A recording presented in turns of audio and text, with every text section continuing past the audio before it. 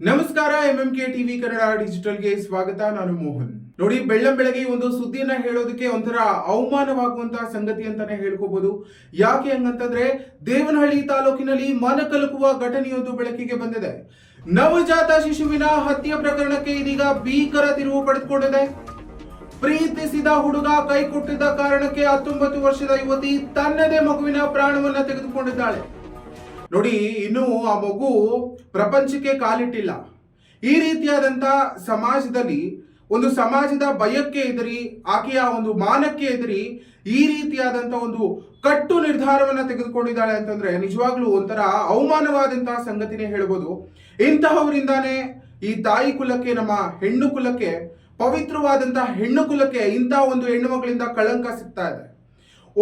ಕಣ್ಣು ಬಿಟ್ಟಿಲ್ಲ ಇನ್ನ ಪ್ರಪಂಚಕ್ಕೆ ಆ ಮಗು. ಅಂತಹ ಮಗುವನ್ನ, ಅದು ನೋಡಿ, ಟಾಯ್ಲೆಟ್ ರೂಮ್ ಅಲ್ಲಿ, ಶೌಚಾಲಯದಲ್ಲಿ ಆ ಮಗುವನ್ನ ಜನ್ಮ ಕೊಟ್ಟು ಒಂದು ಲೋಹದ ಪ್ಲೇಟ್ ನಿಂದ ಕತ್ತನ್ನ ಸೀಳಿ ಸಾಯಿಸಿ ಆ ಮಗುವನ್ನ ಹೋಗ್ತಾಳೆ ಅಂತಂದ್ರೆ ಆಕೆಯ ಮನಸ್ಥಿತಿ ಹೇಗಿರ್ಬೇಕು? ಹಾಗಾದ್ರೆ ನಿಜವಾಗ್ಲೂ ಯಾದಗಿರಿ ಮೂಲದ ಒಂದು ರೇಣುಕಾ ಅನ್ನೋ ಹೆಣ್ಣುಮಗಳು ಈ ಒಂದು ಕೃತ್ಯವನ್ನ ಎಸಗಿರುವಂತದ್ದು.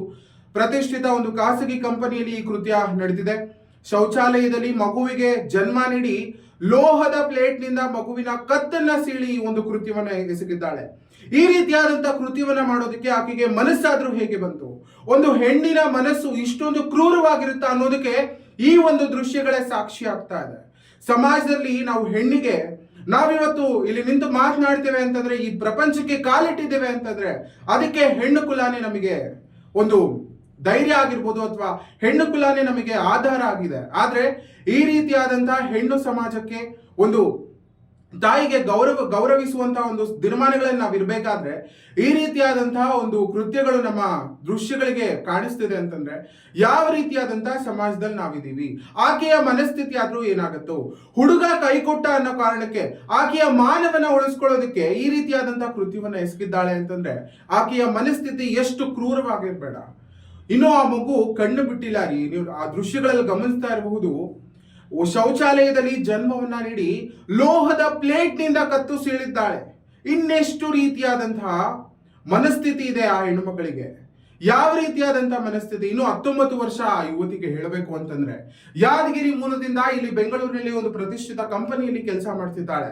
ಈ ಕಂಪನಿಯಲ್ಲಿ ನಿನ್ನೆ ಈ ರೀತಿಯಾದಂತಹ ಕೃತ್ಯ ಎಸಗಿರುವುದು ನಿಜವಾಗ್ಲೂ ಒಂಥರ ಮನಕಲುಕುವ ಘಟನೆ ಅಂತಾನೆ ಹೇಳ್ಬೋದು. ಇನ್ನು ಪ್ರಪಂಚಕ್ಕೆ ಕಾಲಿಟ್ಟಿಲ್ಲ ಕಣ್ರಿ ಆ ಮಗು. ಅಟ್ಲೀಸ್ಟ್ ಈ ರೀತಿಯಾದಂತ ಆಲೋಚನೆ ಆದ್ರೂ ಹೇಗೆ ಬಂತು? ಆ ಶೌಚಾಲಯದಲ್ಲಿ ಆ ಮಗುವಿಗೆ ಜನ್ಮವನ್ನ ನೀಡಿ ಆ ಮಗುವನ್ನ ಡಸ್ಟ್ ಬಿನ್ ನಲ್ಲಿ, ಲೋಹದ ಒಂದು ಪ್ಲೇಟ್ ನಿಂದ ಕತ್ತನ್ನ ಸೀಳಿ ಡಸ್ಟ್ ಬಿನ್ ನಲ್ಲಿ ಎಸೆದಿದ್ದಾಳೆ ಈ ಒಂದು ಯುವತಿ. ನಾಚಿಕೆ ಆಗ್ಬೇಕು ಈ ಯುವತಿಗೆ, ನಿಜವಾಗ್ಲೂ ಹೇಳಬೇಕು ಅಂತಂದ್ರೆ. ಇಡೀ ಹೆಣ್ಣು ಕುಲಕ್ಕೆ ಇದೊಂದು ಅವಮಾನ ಅಂತಾನೆ ಹೇಳ್ಕೋಬಹುದು.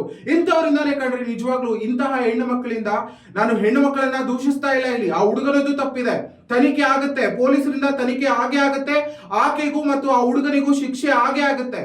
ಒಂದು 19 ವರ್ಷದ ಯುವತಿ ಒಂದು ಮಗುವನ್ನ ಈ ರೀತಿಯಾಗಿ ಇಷ್ಟು ಕೆಟ್ಟದಾಗಿ ಸಾಯಿಸ್ತಾಳೆ ಅಂತಂದ್ರೆ ಇನ್ಯಾವ ರೀತಿಯಾದಂತಹ ಸಮಾಜದಲ್ಲಿ ನಾವಿದ್ದೀವಿ? ನಿಜವಾಗ್ಲೂ ಇದರಲ್ಲಿ ಇಬ್ಬರದು ತಪ್ಪಿದೆ ಅಂತ ಹೇಳ್ತೀನಿ. ಹಾಗೆ ತನಿಖೆ ಸಹ ಮುಂದುವರಿಯಲಿದೆ.